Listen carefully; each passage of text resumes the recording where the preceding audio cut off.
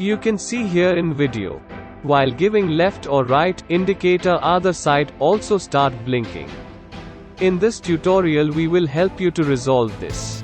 In order to resolve this issue, we have to remove this indicator indication bulb, and the process for the same is shown in the video further. You will find this bulb in the headlight at right hand side of the bike.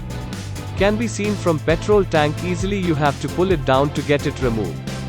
Just like that.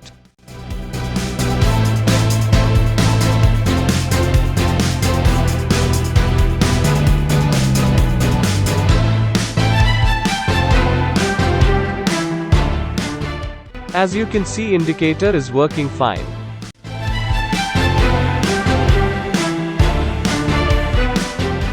Thanks for watching. Please subscribe our channel and press the bell icon for our new videos.